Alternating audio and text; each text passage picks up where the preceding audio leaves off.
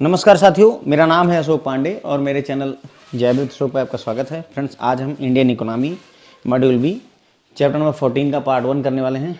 Chapter है आपका friends money supply और इन्फ्लेशन के बारे में। मनी सप्लाई, पैसे का सप्लाई जो होता है उसके बारे में बात करेंगे। इन्फ्लेशन यानी महंगाई की भी बात हमें इस चैप्टर में करनी है। पर्टिकुलरली इस लेक्चर में हम क्या क्या सीखने वाले हैं, तो इस लेक्चर में फ्रेंड्स हम सीखेंगे मनी क्या होती है। सबसे पहले तो मनी ही जानेंगे, फिर हम देखेंगे M1, M2, M3, M4 क्या होता है। खूब क्वेश्चंस आते हैं, आप ये जान लीजिए, किसी न किसी शेप में आपको इसमें क्वेश्चन मिलेगा ही। Then we will look into money multiplier क्या होता है and then velocity of money क्या होती है। तो डिटेल्ड लेक्चर है, समय लगेगा, आपको समय देना पड़ेगा। कॉन्सेप्ट समझते हुए चलेंगे तो बेहतर रहेगा। कॉन्सेप्ट भी समझेंगे, रिवीजन भी करेंगे। ओके, तो व्हाट इज मनी, मनी क्या होती है, सबसे पहले ये देखना है। तो डेफिनेशन है money is anything which perform the following 4 functions. किसी भी चीज़ को हम मनी कह सकते हैं अगर वो ये 4 काम कर दे, किसी भी चीज़ को, ठीक है। अगर वो ये 4 टास्क आपके कर सके तो उसे हम मनी कह सकते हैं। मीडियम ऑफ एक्सचेंज होना चाहिए, पहला मीडियम ऑफ एक्सचेंज, चीज़ों को एक्सचेंज करने का एक माध्यम होना चाहिए, ठीक है। द मेजर ऑफ वैल्यू, किसी चीज़ की वैल्यू को मेजर कर सकें, माप सकें, ठीक है। A store of value over time, समय के साथ वैल्यू को स्टोर करके रखें। Standard for deferred payments, deferred payment के लिए स्टैंडर्ड का काम करें, ठीक है। एक एक को डिटेल में समझेंगे। पहले मैं आपको जनरल भाषा में समझाऊंगा, फिर जो मैकमिलन बुक में भाषा दे रखी वो भी हम समझेंगे।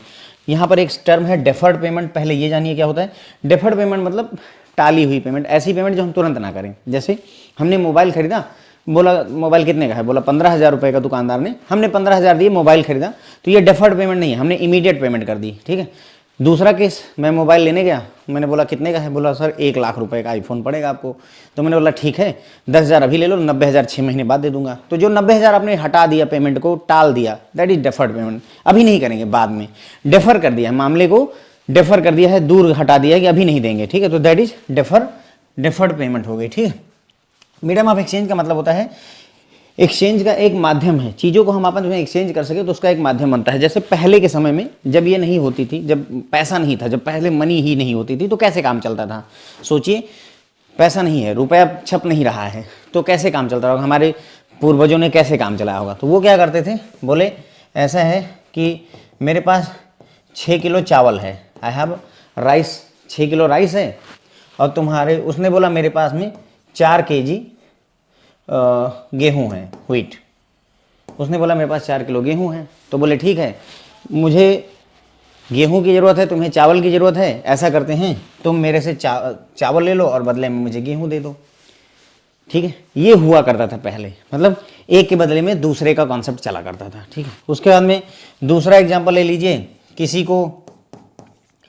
के पास एक गाय है, ठीक है, उसको गाय चाहिए। दूसरा व्यक्ति है जिसके पास में ज़मीन है, तो उसने बोला ऐसा करो कि मेरी इतनी बड़ी ज़मीन में से इतना पार्ट तुम ले लो और बदले में ये गाय मुझे दे दो।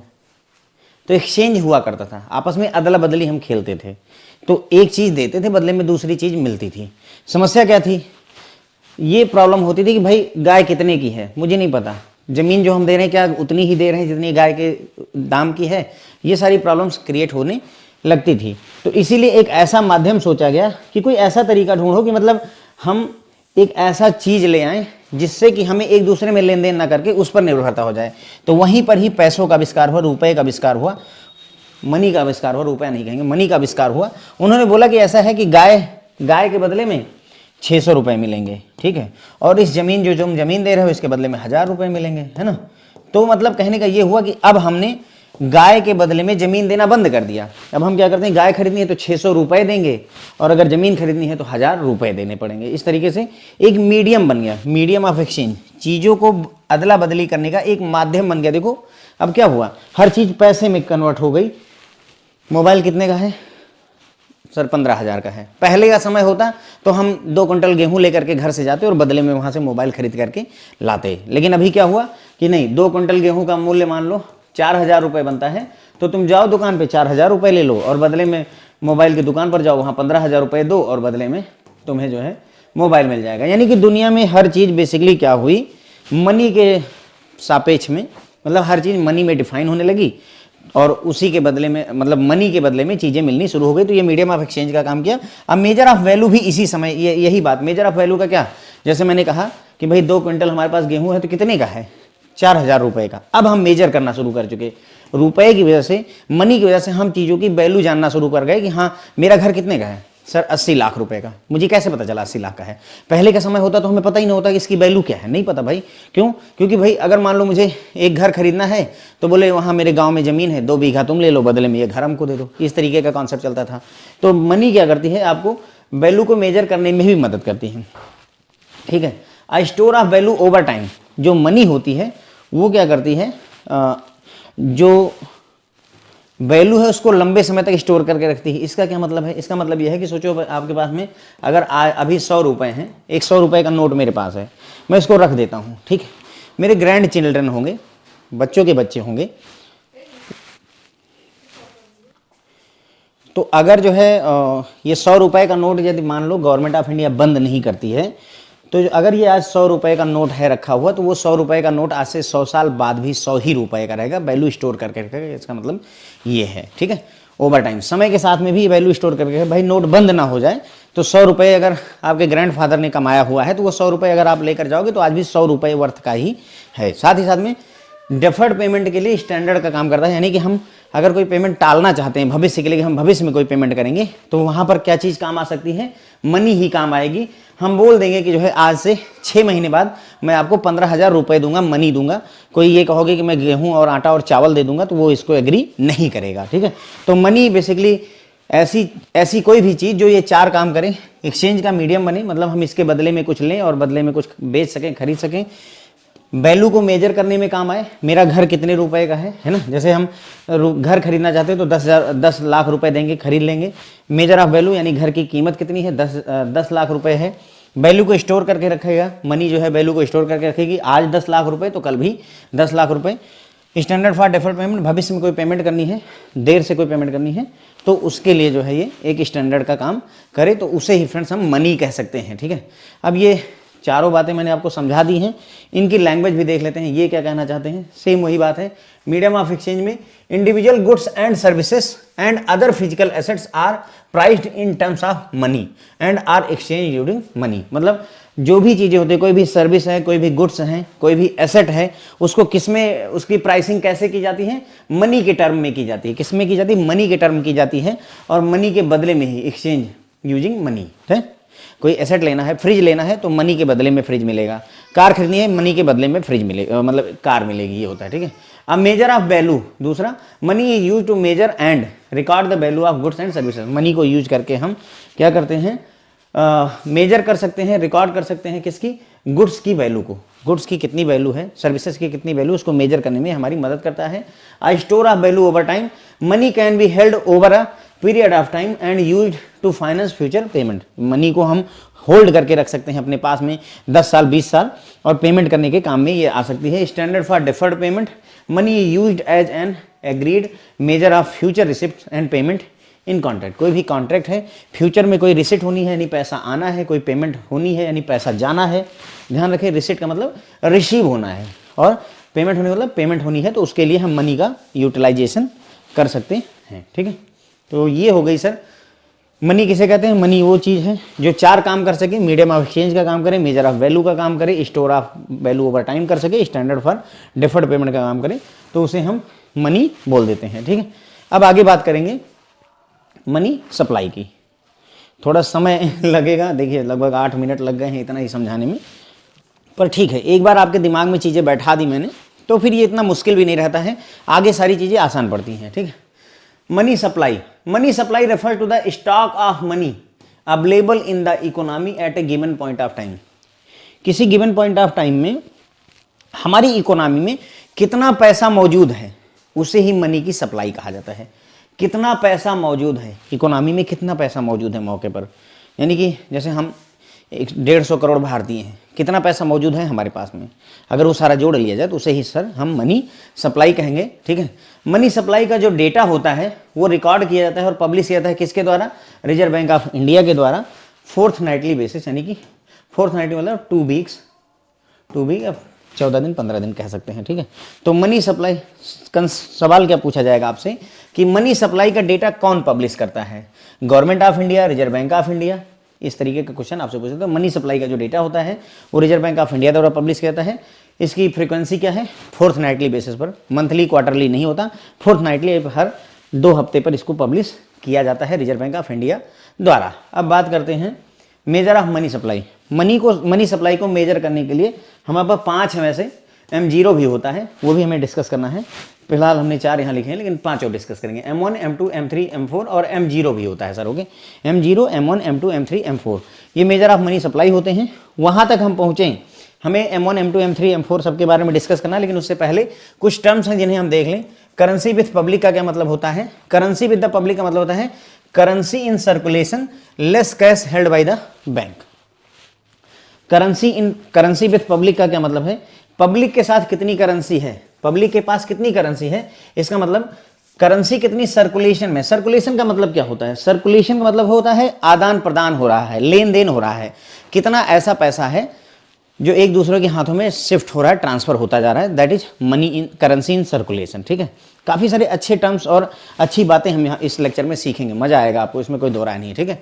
करेंसी विथ बैंक, यानी कि जैसे मान लो कि सर्कुलेशन में कितनी करेंसी है, मैं मान लेता हूँ 1 लाख रुपए फॉर एग्जांपल, उसमें से बैंक में कितना जमा हुआ है, बैंक में मान लो 40 लाख रुपए, 40,000 रुपये जमा है। मान लो 1 लाख रुपए हमारे सर्कुलेशन में है, उसमें से 40,000, पूरा 1 लाख सर्कुलेशन में है, उसमें से 40,000 बैंक में रखा हुआ है। इसका मतलब कि जो है 60,000 रुपये ही ऐसे हैं जो पब्लिक के पास हैं, 60,000 रुपये ही हैं जो पब्लिक के पास हैं। दिख रहा होगा, हाँ भाई, मतलब 1 लाख पूरा है मार्केट में पैसा, उसमें से 40,000 बैंक में जमा कर रखा, तो 60,000 तो है जो करेंसी पब्लिक के पास मौजूद है। सिंपल सा है, कोई बहुत डिफिकल्टी नहीं होनी चाहिए, ठीक है। फिर आता है सर 2 तरीके के डिपॉजिट होते हैं हमारे पास, डिमांड डिपॉजिट और दूसरा होता है टाइम डिपॉजिट, ठीक है।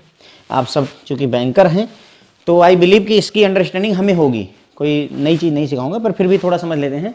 डिमांड डिपॉजिट का क्या मतलब होता है, ऐसा डिपॉजिट जो अगर कस्टमर डिमांड करे तो उसको देना पड़े, कस्टमर अगर डिमांड करे तो उसको देना पड़े, उसे डिमांड डिपॉजिट कहते हैं। टाइम डिपॉजिट वो डिपॉजिट होता है जो समय के साथ पूरा हो, समय पूरा होने पर ही कस्टमर को मिले, तो टाइम डिपॉजिट होता है। डिमांड डिपॉजिट में आपका सेविंग अकाउंट में पैसा है, करंट अकाउंट में पैसा है, ये डिमांड डिपॉजिट है। क्यों, अगर उसके मान लो सेविंग अकाउंट में 10 लाख रुपए हैं, ठीक है, वो रोज आकर के 2,000 रुपये निकालना चाहे कस्टमर, तो हम मना नहीं कर सकते, क्योंकि ये डिमांड डिपॉजिट है। कस्टमर जब डिमांड करेगा हमको देना पड़ेगा। अगर बैंक ओपन है, अगर बैंक बंद है तो ATM से निकाल सकता है। तो ये सारे डिमांड डिपॉजिट है, सेविंग अकाउंट, करंट अकाउंट, सब डिमांड डिपॉजिट होते हैं। कस्टमर जब डिमांड करेगा हमें देना पड़ेगा। इसमें देखो, demand deposit include all liabilities which are payable on demand and they include current deposit, demand liability portion of the saving bank deposit, यानी करंट अकाउंट, सेविंग अकाउंट, ठीक। लाइबिलिटीज कहा गया है, थोड़ा सा स्टैम्प पर भी ध्यान देंगे। डिमांड डिपॉजिट में वो सभी लाइबिलिटीज इंक्लूड किए जाते हैं, ऑल लाइबिलिटीज। लाइबिलिटी क्या होती है, जिम्मेदारी।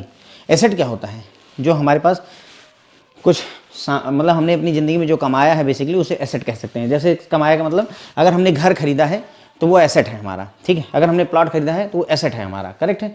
और लाइबिलिटीज़ क्या है, जो हमारे ऊपर बोझ है, जो हमने लोन ले रखा है। बैंकों के लिए एसेट क्या होता है, बैंकों के लिए, बैंक जब लोन देता है तो उसने कमाना शुरू कर दिया। ध्यान दो, बैंक ने लोन दिया तो उसने कमाना शुरू कर दिया, तो बैंक के लिए लोन एसेट होता है, बैंक के लिए लोन एसेट होता है, ठीक है। और जो current account, saving account, current account, RD, FD, ये सारे उसके लिए लाइबिलिटी होते हैं। लाइबिलिटी होते हैं, गजब हो गया, ऐसे कैसे सर, ये तो पैसा है, लाइबिलिटी कैसे हो गई। बैंक के लिए लाइबिलिटी है सर, मैं कस्टमर के लिए नहीं कह रहा हूँ, बैंक के लिए लाइबिलिटी। क्यों, क्योंकि सेविंग अकाउंट में, करंट अकाउंट में जो पैसा पड़ा हुआ है, हमारी जिम्मेदारी, हमको कस्टमर को लौटाना पड़ेगा ब्याज सहित। हमारा बोझ है एक तरीके का, है ना। कमाई का तरीका है फिलहाल, लेकिन बोझ है एक तरीके का, क्योंकि अगर सेविंग अकाउंट में हमारे 1 लाख करोड़ पड़े हैं तो हमें 1 लाख करोड़ तो देना ही है कस्टमर को, प्लस जो है उसका ब्याज भी देना होता है, तो इसे लाइबिलिटी कहते हैं, ठीक है। तो मैं थोड़ा थोड़ा टर्म्स भी समझाते हुए चलूंगा तो अच्छा रहेगा, आपको काम आएगा, ठीक है।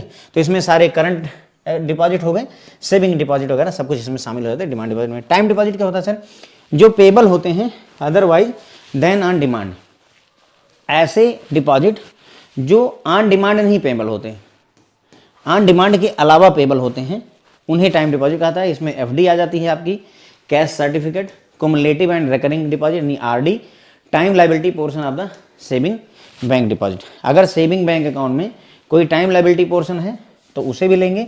यहाँ सेविंग बैंक डिपॉजिट में अगर कोई ये डिमांड लाइबिलिटी पोर्शन है तो उसको यहाँ पर लेते हैं, डिमांड वाला पोर्शन यहाँ, लाइफ टाइम वाला यहाँ पर हम इतना कॉम्प्लिकेटेड नहीं करेंगे, हम simple saving account, current account, demand deposit है। एफडी और आरडी सर आपकी सिंपल टाइम डिपॉजिट होती है। जब भी एफडी अगर हमने करवा दी 10 साल के लिए, तो जब 10 साल पूरे होंगे तब हम उसको देंगे। आप कहोगे सर कि वो तो कस्टमर आकर के प्रीमेच्योरली विड्रॉ कर सकता है, करेक्ट कर सकता है, पर वो डिमांड डिपॉजिट नहीं है, वो डिमांड कर करके नहीं ले सकता हमसे। वो आकर के रिक्वेस्ट करेगा कि सर ये एफडी मैं प्रीमेच्योर तोड़ना चाहता हूँ, फिर हम उसको कानून बताएंगे, बेटा ऐसा है तोड़ना तो चाहते हो पर हम तुमसे पेनाल्टी लेंगे, 1% पेनाल्टी लगेगी। वो एग्री करेगा तो देंगे, नहीं तो नहीं देंगे, है।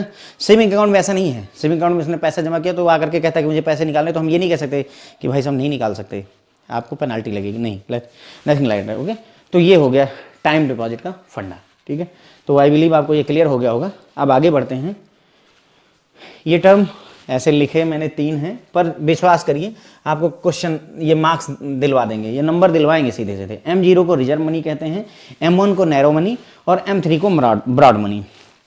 M0 को रिजर्व मनी, M1 को नैरो मनी, M3 को ब्रॉड मनी कहा जाता है। सीधा सीधा क्वेश्चन आपको एकदम डायरेक्ट मिलेगा।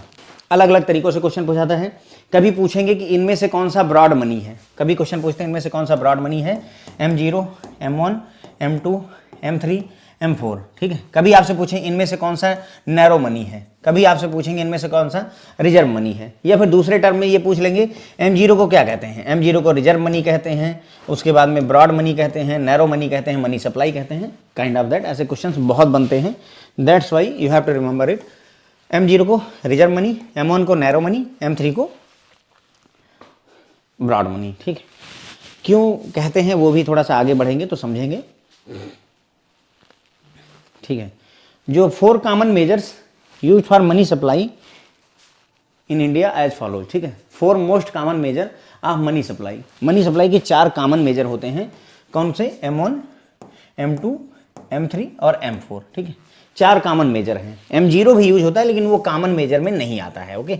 इसीलिए हम M1, M2, M3, M4 का जिक्र करते हैं, ठीक है। तो इसमें देखो M1 में क्या होता है, currency with the public, currency जो पब्लिक के साथ है, करेंसी विद द पब्लिक। देखो हमने टर्म समझाया था, ध्यान करिए। करेंसी विद द पब्लिक का मतलब क्या है, currency in circulation minus currency with bank, है ना, याद करिए, पढ़ा था ना। करेंसी विद द पब्लिक का मतलब हुआ करेंसी कितनी सर्कुलेशन में है माइनस कितना बैंक में जमा है, ठीक है। तो करेंसी विद द पब्लिक का मतलब समझ में आ गया कि पब्लिक के पास कितना पैसा है, plus demand deposit with banking system, कितना हमने मतलब कस्टमर ने सेविंग अकाउंट, करंट अकाउंट वगैरह में बैंकों में जमा कर रखा है।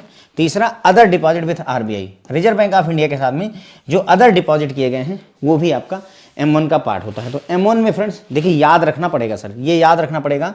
M1 का मतलब करेंसी पब्लिक के साथ में, डिमांड डिपॉजिट बैंक के साथ में और अदर डिपॉजिट आरबीआई के साथ में, ठीक है। तो हमें ये याद रखना पड़ेगा। M2 क्या होता है सर, M2 में M1 तो रहेगा ही रहेगा, M1 मतलब ये सारा रहेगा, M1 हमारा रहेगा। क्या क्या है M1 में, currency with public plus demand deposit with bank and plus other deposit with RBI, है ना। ये है, इतना तो रहेगा ही, प्लस M1 इतना तो रहेगा ही रहेगा, प्लस उसके अलावा saving deposit of post office, saving deposit of post office भी M2 में शामिल कर लिया जाता है, ठीक है। Saving deposit of post office, अब देखो यहाँ पर पोस्ट ऑफिस, पहले पोस्ट ऑफिस होता था सर, ठीक है। फिर देखो ध्यान दो, पोस्ट ऑफिस सेविंग बैंक भी कहा गया, पोस्ट ऑफिस सेविंग बैंक भी कहा गया है। कहीं कहीं पर इसको इंडिया पोस्ट से भी रेफर करते हैं, तो उसमें परेशान होने की ज़रूरत अब नहीं है। ध्यान रखिए, पहले पोस्ट ऑफिस देखता था ये काम, अब पोस्ट ऑफिस वाला नहीं, वही उसी को बैंक में कन्वर्ट कर दिया, तो वो काम पोस्ट ऑफिस में अब केवल डाक वाला काम रह गया, और बैंकिंग से रिलेटेड जो काम था, NSC करना, FD करना, वो सारे काम पोस्ट पेमेंट बैंक को दे दिए गए, ठीक है। तो अगर यहाँ पर पोस्ट ऑफिस की जगह पर इंडिया पोस्ट लिखा हो, इंडिया पोस्ट ऑफिस बैंक लिखा हो, तो उससे घबराने की आवश्यकता नहीं है, डरने की आवश्यकता नहीं, उसको भी आंसर कर सकते हैं, ठीक है। तो M1 हो गया, प्लस सेविंग डिपॉजिट जो कि पोस्ट ऑफिस के साथ में है, तो उसे M2 कहेंगे। फिर आता है सर हमारा M3, क्या आता है सर हमारा M3, इसमें M1 रहेगा, M1 तो रहेगा ही, plus time deposit with the banking system, bank के साथ में जो टाइम डिपॉजिट है उसको जोड़ देंगे तो M3 हो जाएगा। M3 को ही ब्रॉड मनी भी कहते हैं ना, M3 को क्या बोलते हैं, ब्रॉड मनी। क्या बोलते हैं, ब्रॉड मनी, और M1 को क्या बोलते हैं, नैरो मनी। फिर आता है सर M4, इसके बाद में M4 सबसे ज़्यादा, सारे पैसे इसमें लगभग कवर कर लिए जाते हैं। M4 में M3 रहेगा, ध्यान देंगे, M3 रहेगा, M3 रहेगा plus all deposit with the post office. Again post office कह रहा हूँ तो पोस्ट ऑफिस बैंक भी हो जाएगा, इंडिया पोस्ट भी हो जाएगा, ठीक है। Excluding NSC, national saving certificate को छोड़ करके बाकी जितने भी डिपॉजिट हैं पोस्ट ऑफिस साथ, वो सारे के सारे जोड़ दिए जाएं अगर किसके साथ, M3 के साथ में, तो सर उसे M4 बोल दिया जाता। क्या बोल देते हैं, M4 बोल देते हैं। देखिए ये मैंने थोड़ा सा वो चार्ट जैसा बनाया है, आपको काफ़ी हेल्प करना चाहिए इसको, ठीक है। देखो क्या है, हमारे पास M1 है, हमारे पास क्या है, M1 है, तो हमारे पास M1 है। M1 में क्या था, ध्यान करिए, मैं ऐसे याद दिलाऊं आपको।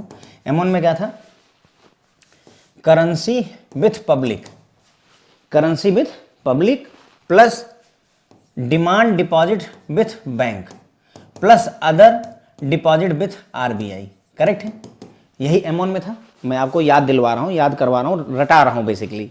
M1 मतलब currency with public plus demand deposit with the bank plus other deposit with the RBI। M1 में सर जब आप जोड़ेंगे क्या, सिर्फ सेविंग डिपॉजिट, वो भी पोस्ट ऑफिस वाला। अगर इसमें M1 में सेविंग डिपॉजिट पोस्ट ऑफिस का जोड़ेंगे तो सर आपको निकलेगा M2। M1 में सेविंग डिपॉजिट पोस्ट ऑफिस का जोड़ेंगे, सेविंग डिपॉजिट किसका, बैंक का नहीं, पोस्ट ऑफिस का, तो आपको M2 मिल जाएगा। और वैसे भी ध्यान दीजिए सेविंग डिपॉजिट यहाँ डिमांड डिपॉजिट में आ ही जाएगा ना। सेविंग डिपॉजिट अगर बैंक का तुम्हारे दिमाग में आता है कि यहाँ पर मुझे बैंक लेना है, तो भाई डिमांड डिपॉजिट में सेविंग वाला काम आ चुका है, ठीक है, तो यहाँ पोस्ट ऑफिस का। और अगर M1 में हम टीम लग गया है टर्म डिपॉजिट, अगर हम इसे टर्म डिपॉजिट बैंक का कर दे M1 में टर्म डिपॉजिट किसका जोड़ें, बैंक का, तो हमारे पास क्या आ जाता है, M3 आ जाता है। क्या आ जाएगा सर, M3 हमारे पास आ जाता है, ठीक है। तो क्या देखा हमने, M1 में अगर हम सेविंग डिपॉजिट जोड़ दें पोस्ट ऑफिस का तो M2 आ जाएगा, और M1 में अगर हम टर्म डिपॉजिट जोड़ दें बैंक का तो हमारा M3 निकल आता है। इस M3 में अगर हम जितने भी डिपॉजिट हैं पोस्ट ऑफिस वाले NSC को छोड़ करके उसको जोड़ दें तो सर ये हमारा M4 आ जाता है। क्या आ जाता है, M4। ये क्या आ जाता है, M4। ये डायग्राम इसीलिए बनाया है ताकि आपके दिमाग में कन्फ्यूजन ना रहे। अगर आप ध्यान देंगे और समझेंगे तो आपको ये बात अब क्लियर हो रही होगी कि हमारा जो M4 है, जो हमारा M4 है वो M3 से बना है, और जो हमारे M2 और M3 हैं ये दोनों M1 से बने हैं, राइट, M1 से बने हैं, करेक्ट। तो जैसे अगर मैं अगर यहाँ लिखूँ M1 इक्वल टू, तो भाई हमारा हो जाएगा currency with public plus demand deposit with bank plus other deposit, OTD लिख दिया, other deposit with reserve bank of India, correct है। M2 अगर लिखूं तो भाई M1 तो रहेगा ही रहेगा, देखो ध्यान दो M1 से ही बना है, तो M2 में भी M1 रहेगा, M3 में भी हमारा M1 रहेगा, M1, ठीक है।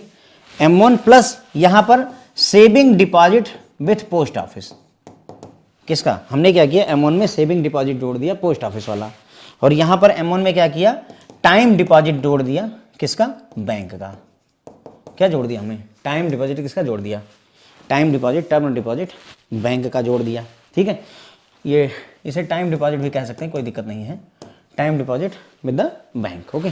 फिर उसके बाद में हम सर M4 पर आ गए। जब हम M4 पर आए तो अब हमारा M1 से काम नहीं चलेगा, हमको चाहिए क्या, अब सर M3 चाहिए।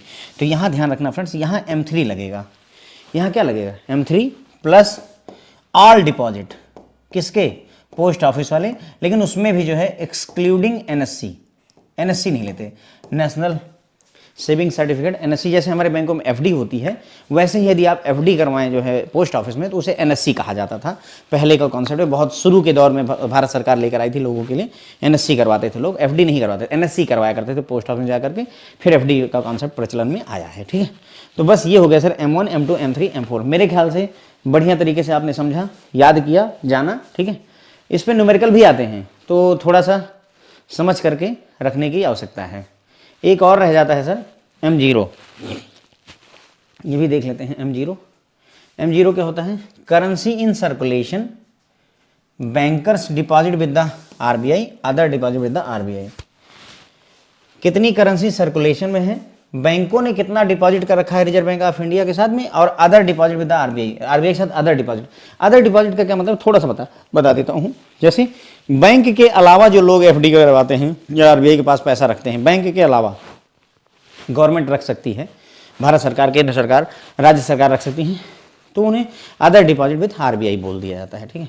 और बेसिकली अगर ध्यान देंगे आप तो ये क्या चीज़ है, M0 जो होता है, M0 वो मनी है जो रिजर्व बैंक ऑफ इंडिया ने छापी है, प्रिंट किया है। रिजर्व बैंक ऑफ इंडिया ने जो मनी प्रिंट करी है सर, उसी को M0 बोलते हैं, इसीलिए इसे रिजर्व मनी कहते हैं, क्योंकि रिजर्व बैंक द्वारा छापी गई मनी है, रिजर्व बैंक ऑफ इंडिया द्वारा टोटल मनी कितनी छापी गई है उसको जानना है तो M0 को जान लीजिए। दैट इज वाई इसे हम रिजर्व मनी कहते हैं। क्या बोलते हैं, M0 को रिजर्व मनी बोलते हैं, ठीक है। नैरो मनी किसे बोलते हैं सर, M1 को बोल देते हैं, क्योंकि M1 में हम हल्का हल्का मनी की बात कर लेते हैं, पब्लिक के पास कितना पैसा है, डिमांड डिपॉजिट कितना है बैंकिंग में, और अदर डिपॉजिट आरबीआई के साथ कितना है, तो M1 को नैरो बोलते हैं। ये बहुत ज़्यादा ब्रॉड एस्पेक्ट को नहीं कवर करता है। M3 जब आता है तो ये M1 को तो लेता ही है, प्लस जो है देखो यहाँ पर डिमांड डिपॉजिट बैंक का ले लिया था, पब्लिक के साथ करेंसी ले ली थी, अदर डिपॉजिट आरबीआई के साथ ले लिया था, प्लस टाइम डिपॉजिट रह गया था जो बैंक का। यहाँ डिमांड डिपॉजिट तो बैंक का हो गया था, लेकिन टाइम डिपॉजिट जो था बैंक का वो रह गया था, time deposit with the bank. ये भी जब हम शामिल कर लेते हैं तो डिमांड डिपॉजिट, टाइम डिपॉजिट, यानी बैंकों में जितना पैसा सब मिला करके हमने इकट्ठा कर लिया, डिमांड डिपॉजिट भी ले लिया, टाइम डिपॉजिट भी ले लिया, अदर डिपॉजिट आरबीआई के साथ ले लिया, पब्लिक के साथ करेंसी कितनी सब लेकर के जब हमने M3 बनाया तो ये मनी के सारे एस्पेक्ट को लगभग कवर कर देती है, इसीलिए इसे ब्रॉड मनी के नाम से जाना गया। ब्रॉड मनी सब कुछ लेके चल रही है, नैरो मनी सब कुछ नहीं ले चल रही है, ठीक है, इसीलिए इसे M1 को नैरो, M3 को ब्रॉड मनी कहते हैं। M0 आपका रिजर्व मनी कहलाता है, क्योंकि आरबीआई ने इतना ही नोट छाप करके मार्केट में दे रखा है। ओके, ठीक है फ्रेंड्स, तो क्लियर हो जाती है बात मेरे ख्याल से। तो यहां तक हमने देखा करेंसी विद द पब्लिक का मतलब है कि करेंसी जितनी सर्कुलेशन में है उसमें से करेंसी विद बैंक घटा देते हैं। थोड़ा सा ऐसे ध्यान दीजिए, अगर हल्का सा M1 में हम करेंसी विद द पब्लिक लेते हैं, पब्लिक के पास कितना पैसा है, पब्लिक के पास जो पैसा है उसमें बैंक वाला पैसा हटा देते हैं, करेक्ट है। करेंसी विद द पब्लिक में बैंक के साथ पैसा हटा देते हैं M1 में। और अगर M0 में देखोगे तो करेंसी इन सर्कुलेशन लेते हैं, करेंसी इन सर्कुलेशन, पूरा करेंसी कितनी सर्कुलेट हो रही वो लिया जाता है, यानी कि मार्केट में कितना पैसा है सब मिला करके, इंक्लूडिंग बैंकों का भी उसमें शामिल हो जाता है, ठीक है। तो इसमें करेंसी इन सर्कुलेशन ले लिया जाता है, ठीक है। तो सर हमने यहाँ पर डिमांड डिपॉजिट देखा जो डिमांड पर काम आते हैं, saving account, current account example हो गया, टाइम डिपॉजिट जो समय पर पूरे होते हैं, एफडी और आरडी इसके एग्जाम्पल हो गए, reserve money M0, narrow money M1 और M3 को ब्रॉड मनी कहा जाता है। रिजर्व मनी M0 को, नैरो मनी M1 को, ब्रॉड मनी M3 को कहा जाता है। फिर हमने चार जो है कॉमन मनी सप्लाई के एलिमेंट्स देखे। M1 पब्लिक के साथ कितनी करेंसी है, बैंकों का डिमांड डिपॉजिट और आरबीआई का अदर डिपॉजिट। M2 निकालना है तो M1 में जो M1 था उसी में सेविंग डिपॉजिट पोस्ट ऑफिस का ऐड कर दीजिए या पोस्ट ऑफिस बैंक का कर दीजिए। M3 अगर लेना है तो M1 plus time deposit banking system का ले लीजिए। M4 चाहिए तो जितना M3 है M3, ध्यान देंगे M4 चाहिए तो M3 प्लस जितना भी डिपॉजिट है पोस्ट ऑफिस के पास, ऑल डिपॉजिट तो पोस्ट ऑफिस, वो सारा का सारा यहाँ पर ले लेते हैं, ठीक है, एक्सक्लूडिंग NSC। M0 में सर्कुलेशन में करेंसी कितनी है, बैंक का डिपॉजिट आरबीआई के साथ में और प्लस अदर डिपॉजिट आरबीआई के साथ, इसे रिजर्व मनी कहा जाता है क्योंकि रिजर्व बैंक ने इतना ही पैसा छाप रखा है। फिर ये डायग्राम मैंने आपको दिखाया था, इस डायग्राम का अगर हेल्प लेंगे तो आपको याद होगा। M1 में सेविंग डिपॉजिट पोस्ट ऑफिस का जोड़ोगे तो M2 आएगा, M1 में अगर टाइम डिपॉजिट बैंक का जोड़ोगे तो M3 आएगा, M3 में अगर ऑल डिपॉजिट पोस्ट ऑफिस के जोड़ दोगे एक्सक्लूडिंग NSC तो M4 निकल करके आ जाता है, ठीक है। अब अगला टॉपिक उठाते हैं, बहुत ही हल्के में इसको पढ़ेंगे, ठीक है, ज़्यादा मैं वो डिटेल में नहीं पढ़ाऊँगा। देखो, sources versus component of money supply. अगर मनी सप्लाई टर्म को कहा जाए तो ध्यान रखिएगा मनी सप्लाई का मतलब M3 होता है, यानी जो हमारी ब्रॉड मनी है उसी को मनी सप्लाई कहा जाता है, ये हमें याद रखना होगा। मनी सप्लाई किसे बोलते हैं, अगर मैं बोलता हूँ मनी सप्लाई कितनी हो रही है मार्केट में, M3 ही वो मनी है जो मौजूद है इकोनॉमी में, ठीक है। तो इसमें क्या बताया हुआ है इन्होंने, मनी सप्लाई लाइबिलिटी साइड और एसेट साइड, यानी कि कहाँ से मनी सप्लाई आ रही है और मनी सप्लाई जा कहाँ रही है, ये है, ठीक है। तो मनी सप्लाई आती कहाँ से है, M3 आता कहाँ से है, तो net bank credit to the government, यानी कि बैंक ने गवर्नमेंट को जो पैसा दिया है बैंक ने जो लोन दिया है कमर्शियल सेक्टर को, फॉरेन एक्सचेंज का जो पैसा है, गवर्नमेंट करेंसी लाइबिलिटी पब्लिक के साथ में, और net non monetary liability of the banking sector. इन सभी जगहों से सर पैसे आते हैं। और कहाँ जाता है, मतलब M3 पब्लिक, मतलब जो है मनी सप्लाई में पैसा जाता कहाँ है, करेंसी पब्लिक के साथ मौजूद होगी, डिमांड डिपॉजिट बैंकों के पास होगा, टाइम डिपॉजिट बैंक के साथ होगा, अदर डिपॉजिट RBI के साथ होगा। ठीक है, अगर आप ये देखोगे तो ये बेसिकली M3 है लिखा हुआ, देखिए currency with the public, demand deposit with the bank, time deposit with the bank, other deposit with the RBI, है ना। यही तो था M3 की डेफिनेशन में। अगर आपको याद हो, थोड़ा सा मैं ध्यान दिलाऊं, तो पहले हमने M1 निकाला था, तो M1 में क्या क्या था, currency with the public, demand deposit with the bank and other deposit with the RBI, ये सारे M1 के पार्ट थी। और फिर ये जो है जब हमने M3 निकाला था तो हमने कहा था M1 और प्लस दिस, याद करिए M1 प्लस दिस, ये M3 हो गया था। तो ये कुल मिलाकर के M3 है, यानी कि पैसा कहाँ जाता है, जो मनी सप्लाई है वो पैसा अगर हमें चाहिए तो कहाँ पर है, वो पैसा करेंसी के रूप में पब्लिक के पास मौजूद होगा, FD बनी होगी, RD और सेविंग अकाउंट करंट अकाउंट में पड़ा होगा, या RBI के साथ अदर डिपॉजिट के रूप में पड़ा होगा, जहाँ पर ये यूज मतलब जो है जहाँ पर ये सर्कुलेशन में होगा। ठीक है, तो बस बहुत ज़्यादा हम इसमें डिटेल में चर्चा नहीं करना चाहते हैं, सिंपल समझ लिए मनी सप्लाई M3 होती है। ठीक है, मनी सप्लाई को M3 कहते हैं, M3 को ही ब्रॉड मनी भी कहा जाता है, M3 को ही ब्रॉड मनी भी कहा जाता है। ठीक, इतना सफिशिएंट है, क्योंकि बहुत ज़्यादा डिटेल में चर्चा करने वाला टॉपिक मुझे लगा नहीं है, बल्कि जब हम शॉर्ट नोट पढ़ेंगे इसका तो ये टॉपिक हटा ही दिया जाएगा। ठीक, जहाँ पर मुझे फील होता है कि नहीं यहाँ से क्वेश्चन बन सकते हैं, वहाँ पर मैं काफ़ी डिटेल में चर्चा करना चाहता हूँ। जैसे money multiplier, you can expect the question from this, you can expect question from this. ठीक है, मनी मल्टीप्लायर तो डिटेल में चर्चा करेंगे। मनी मल्टीप्लायर का क्या मतलब होता है, देखो money multiplier approach to money supply was pronounce by Milton Friedman और एना सजवार्ट। मिल्टन फ्राइडमैन और एना सजवार्ट ने इस टर्म को बताया था। तो ये याद रखें, मनी मल्टीप्लायर टर्म कौन लेकर आया, दो लोग हैं, मिल्टन और एना, इनको याद रखेंगे हम। ठीक है, उसके बाद में मैं सीधे एग्जाम्पल पर आता हूँ मनी मल्टीप्लायर को समझने के लिए, क्योंकि बातें बाद में करेंगे, पहले समझते हैं मनी मल्टीप्लायर।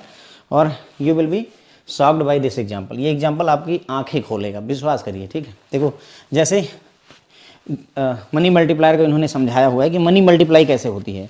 तो अगर आप देखो, मान लो कि रिजर्व बैंक ऑफ इंडिया है, उसने 100 रुपये जो है आम आदमी को, कॉमन मैन को दे दिए। ठीक है, कॉमन मैन को दे दिए, तो वो 100 रुपये क्या करेगा, 100 रुपये ले जा करके मान लो उसने स्टेट बैंक ऑफ इंडिया में जमा कर दिए। ठीक है, अब 9% जो है CRR SLR वगैरह जो मेंटेन करना है उतना बैंक ने अपने पास रखा, या RBI के पास जमा किया, बचे 90 रुपये उसके पास में।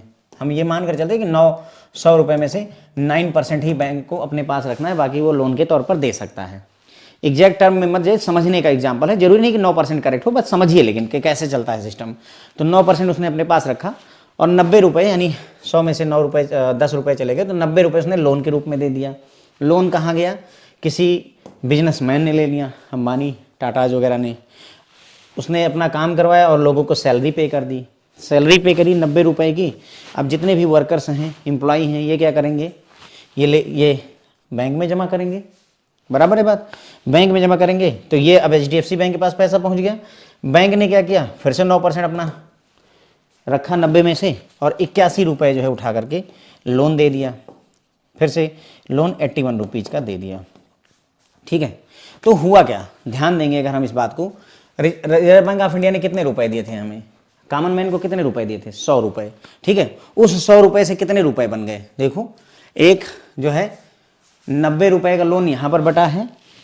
ठीक है, और 81 रुपये का लोन यहाँ पर बटा है, 90 रुपये का लोन बांटा गया प्लस 81 रुपये का लोन बांटा गया। अगर हम देखें, देखो बाकी कस्टमर को दिया 100 रुपये, उसने बैंक में जमा कर दिया, तो इसके पास तो नहीं बचे, लेकिन रिजर्व बैंक ऑफ इंडिया ने 90 रुपये दे दिए किसको, लोन में, तो वो 90 रुपये का लोन तो बैंक की बैलेंस शीट में आ गया ना, 90 रुपये का लोन चलने लगा।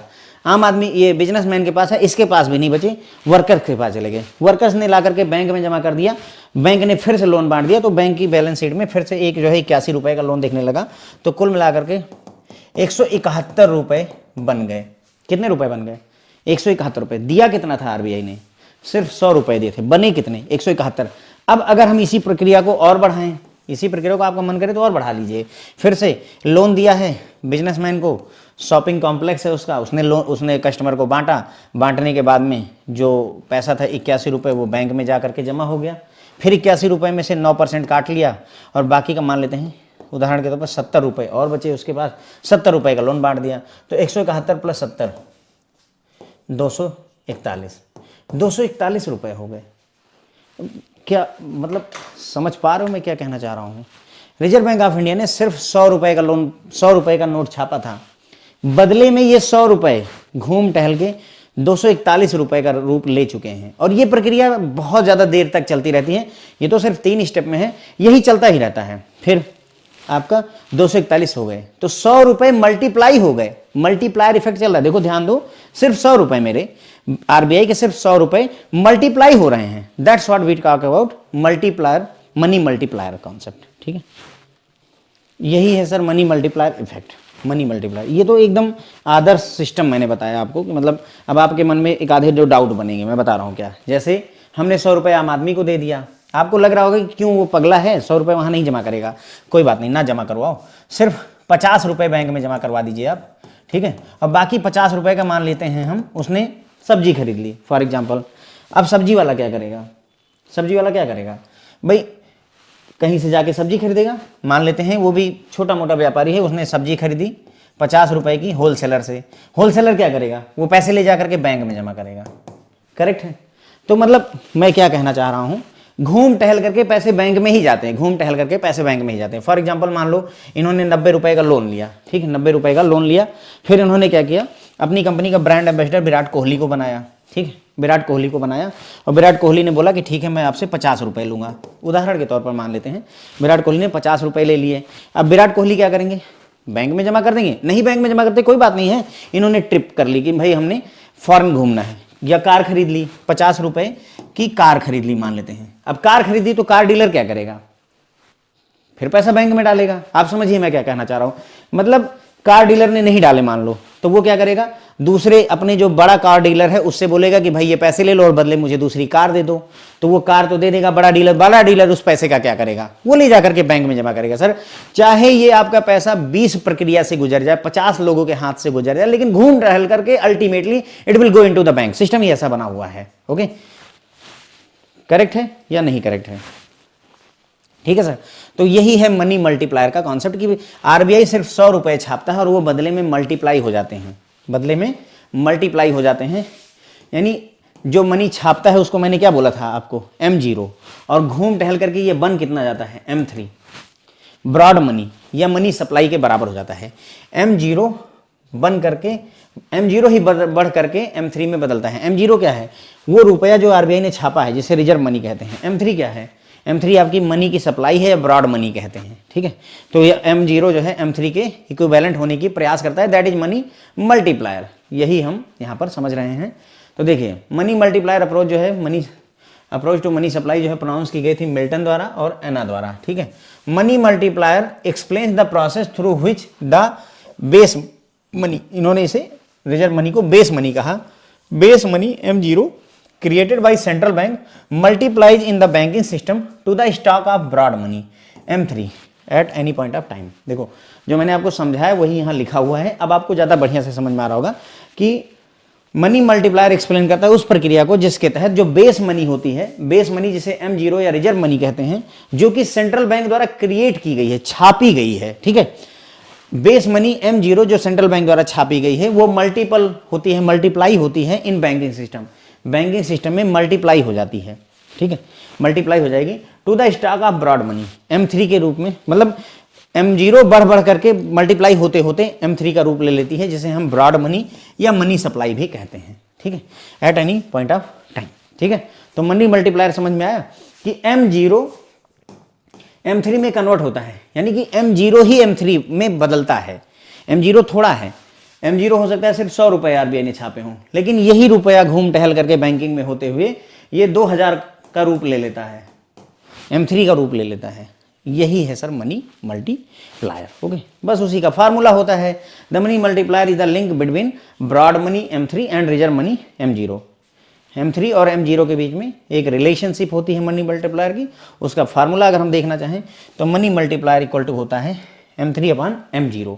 जैसे अभी मैंने एक एग्जांपल बताया कि 100 रुपये जो है बैंक ने छापे और वो बदले में बन गए 2000 रुपये, यानी कि M0 बैंक ने, RBI ने छापा 100 रुपये, M0 रिजर्व मनी या बेस मनी 100 रुपये RBI ने छाप करके जनता को दी, वो घूम टहल के इतने बढ़े कि 2000 हो गए। तो मनी मल्टीप्लायर कितना होगा 20। मनी मल्टीप्लायर कितना है 20 टाइम्स, कितना है हमारा 20 गुना हो गया पैसा। ठीक है, अच्छा कॉन्सेप्ट है, इंटरेस्टिंग लगा या नहीं लगा? देखो मजा आया होगा कि वाह क्या बात है। और यही सच भी है कि मतलब पैसा खुद को ही जो है मॉडिफाई करके सिस्टम को बढ़ाता है। नया पैसा RBI नहीं छाप रही, लेकिन वही पैसा ही अपने आप को आगे बढ़ाता बढ़ाता चलता रहता है। तो M3 अपान M0। तो सर ये क्वेश्चन आपसे पूछा सकता है, मनी मल्टीप्लायर क्या होता है? एक तो ये मनी मल्टीप्लायर किसने दिया है, मिल्टन और एना ने पहला। दूसरा ये वाला सिस्टम, ये भी ध्यान रखिए कि मनी मल्टीप्लायर बताता है, एक्सप्लेन करता है कि कैसे बेस मनी M0 जो कि सेंट्रल बैंक यानी कि RBI ने छापा है वो कैसे मल्टीप्लाई होती है बैंकिंग सिस्टम में और ब्रॉड मनी M3 का रूप लेती है। दूसरा और तीसरा जो है मनी मल्टीप्लायर का फार्मूला M3 अपान M0 होता है। ये तीन चीज़ें आपके लिए मायने रखती हैं।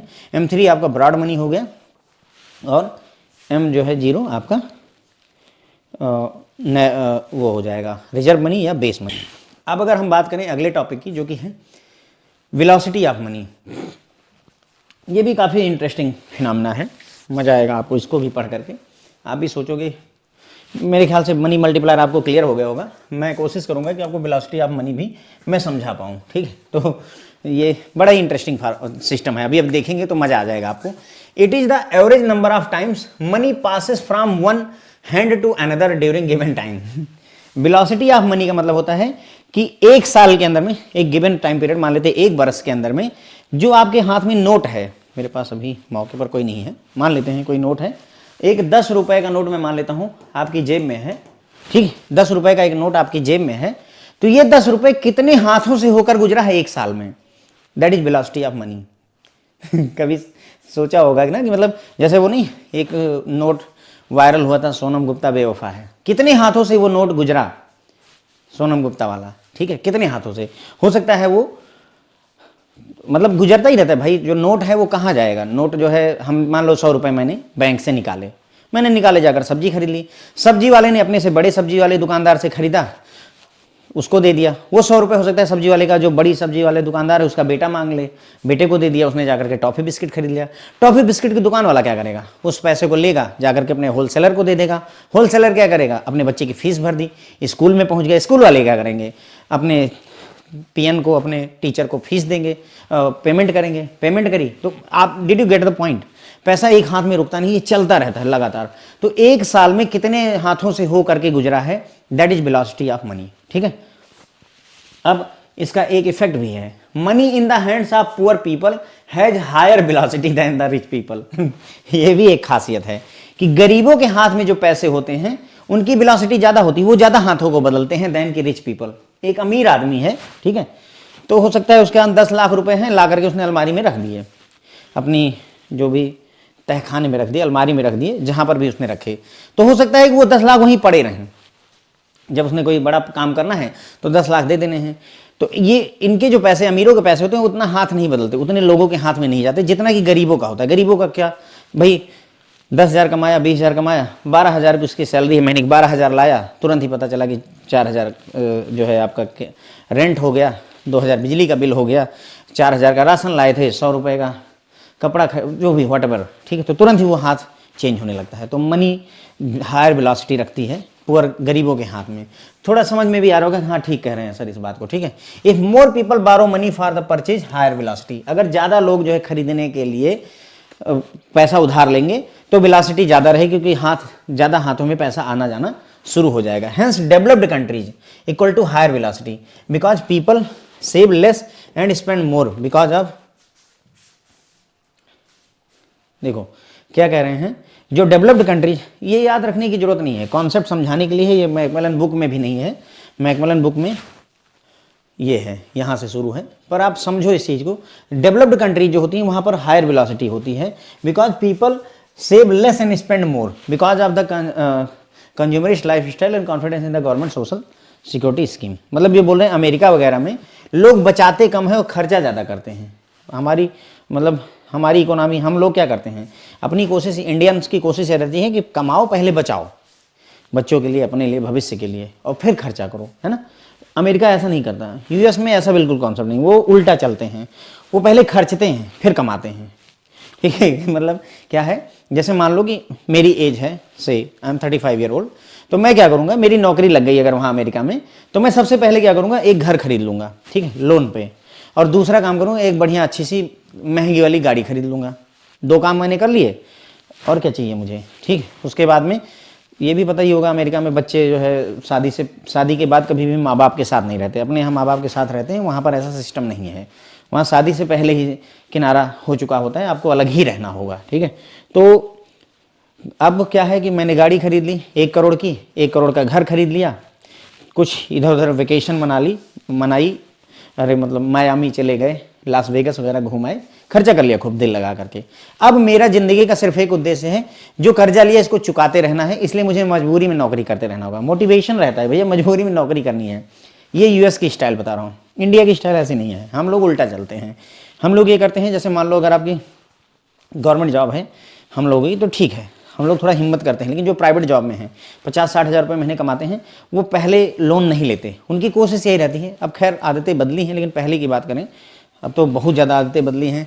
प्री वेडिंग वीडियो शूट के लिए भी लोग लोन ले रहे हैं, बहुत सारी चीज़ों के लिए लोन लेना शुरू कर दिया है, पहले ऐसा नहीं था।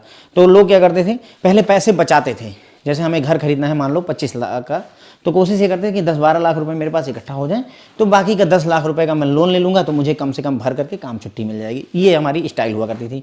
तो लेकिन अमेरिका में, डेवलप्ड कंट्रीज में, तो हमारा डेवलप्ड कंट्रीज में क्या है, वेलोसिटी ज़्यादा होगी। क्यों वेलोसिटी ज़्यादा होगी भाई, क्योंकि जो है लोग बचाते कम है, खर्चते ज़्यादा है। खर्चा ज़्यादा करोगे तो ऑब्वियसली पैसा एक हाथ से दूसरे हाथ जाता रहेगा, ठीक है। अब आते हैं सर मैकमिलन बुक की तरफ। मैकमिलन बुक क्या कहती है, देखिए, the velocity of money is the frequency with which 1 unit of currency used to domestically produce goods and services in a specific time period। अब इनकी डेफिनेशन देखो, velocity of money is the frequency with which 1 unit of currency used to domestically produce goods and services। यानी कि domestic स्तर पर हम goods और services को प्रोड्यूस करने के लिए जिस फ्रिक्वेंसी से करेंसी को एक्सचेंज करते हैं, जितनी बार करते हैं, उसे ही वेलोसिटी कहा जाता है। इन अदर वर्ड, देखो वो बात नहीं समझा पाए, दूसरे शब्दों में कहा, it is the number of times a money is spent to purchase goods and services in unit of time. एक यूनिट ऑफ टाइम में, एक महीने में, एक साल में, 6 महीने में कितनी बार मनी को यूज करके कोई चीज़ खरीदी गई है। स्पेंड टू परचेज गुड्स, कितनी बार एक पैसे को यूज करके हमने, एक ही नोट को यूज करके कितनी बार चीज़ों को खरीदा है, उसी को ही, नंबर ऑफ टाइम्स को ही हम क्या बोलते हैं, वेलोसिटी ऑफ मनी बोलते हैं। वेलोसिटी ऑफ मनी जो है क्या होता है, ये रहा फार्मूला वेलोसिटी ऑफ मनी का, याद रखिएगा, nominal GDP divided by broad money. Nominal GDP divided by broad money, broad money को हम M3 कहते हैं। तो वेलोसिटी ब्रॉड मनी M3 और नॉमिनल जीडीपी के बीच में लिंक होती है, इसका फार्मूला होता है nominal GDP divided by broad money से। तो मेरे ख्याल से मैंने आपको समझा दिया है, कॉन्सेप्ट आपको समझ में आ गया होगा, ठीक, कॉन्सेप्ट आपको समझ में आ गया होगा। Velocity refer to the number of times the available money stock may roll over or change hand to finance transaction equivalent to nominal GDP। इनका कहने मतलब यह है कि जो पैसा मार्केट में मौजूद है वो कितनी बार हाथों को बदलता है ताकि वो नॉमिनल जीडीपी के बराबर हो जाए।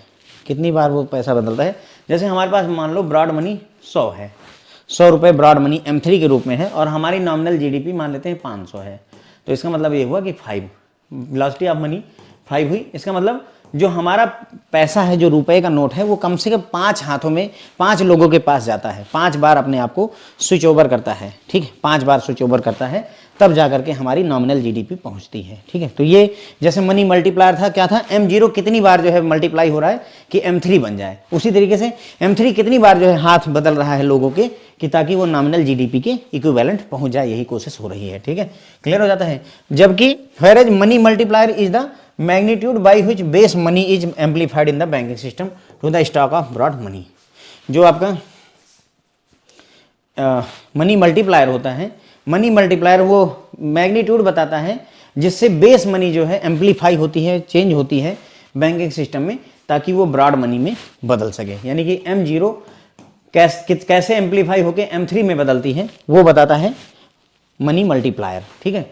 और कितनी बार हाथों को बदला है जो आपका available money with the public है, अवेलेबल मनी इकोनॉमी में जितनी मनी अवेलेबल है वो कितनी बार रोल ओवर हुई है, कितनी बार उसने चेंज हैंड किया है ताकि वो इक्विवेलेंट हो जाए नॉमिनल जीडीपी की, ये बताता है वेलोसिटी ऑफ मनी, ठीक है। तो बस भावना मतलब ये हो सकता है अगर सेंटेंस बनाए तो इसको पूछ लेंगे, अदरवाइज फंडामेंटली मैंने आपको क्लियर कर दिया है, ठीक है। तो ये हो गया sir money multiplier and velocity of money. अब अगर आपने पहले कभी पढ़ा है किसी जगह किसी प्लेटफॉर्म पे मैकमिलन बुक से और आपको पहले मनी मल्टीप्लायर और वेलोसिटी ऑफ मनी नहीं समझ में आया और आज पहली बार अगर आपको समझ में आया कि वाह ये चीज़ होती है क्या, तो लाइक ज़रूर करें अगर ऐसा लग रहा हो, नहीं लग रहा है तो कोई बात नहीं, छोड़ दीजिए, नॉट अ इशू। तो मनी मल्टीप्लायर में ध्यान रखना है मिल्टन और एना जी का नाम, बेस मनी मल्टीप्लाई होकर के, बेस मनी कौन छापता है बनाता है, सेंट्रल बैंक यानी reserve bank of India. Base money कैसे मल्टीप्लाई होकर के M3 ब्रॉड मनी में बदलती है उसकी बात करता है money multiplier. Formula money multiplier का M3 डिवाइडेड बाई M0 होता है। वेलोसिटी ऑफ मनी कितनी बार जो है कितने लोगों के हाथ में जाने के बाद में एक साल के अंदर में जो पैसा वो कितने लोगों के हाथ से हो करके गुजरा उसे वेलोसिटी ऑफ मनी कहते हैं। वेलोसिटी ऑफ मनी में गरीबों के हाथ में जो पैसा होता है उसकी वेलोसिटी ज़्यादा होती है अमीरों के मुकाबले, बस, ठीक है। बस और बाकी चीज़ें मत पढ़िए। उसके बाद में दूसरा, it is the number of times money is spent to purchase goods and services in unit of time. Unit of time में कितनी बार जो है पैसे को खर्चा करके गुड्स और सर्विसेज को खरीदा गया है, वही है आपका velocity of money. Velocity of money का फार्मूला होता है नॉमिनल जीडीपी को डिवाइड करते हैं ब्रॉड मनी, ब्रॉड मनी को M3 भी कहते हैं, तो ध्यान रखें अगर M3 लिखा हो तो भी कोई दिक्कत नहीं है। फिर इन्होंने इसको समझाने का प्रयास किया कि भाई M3 का मतलब वेलोसिटी ऑफ मनी का मतलब ये हुआ कि जो मनी का स्टॉक अवेलेबल है इकोनॉमी में वो कितनी बार हाथों को बदल रहा है, कितनी बार रोल ओवर हो रहा है कि वो नॉमिनल जीडीपी के बराबर हो जाए, ये वेलोसिटी ऑफ मनी बताती है।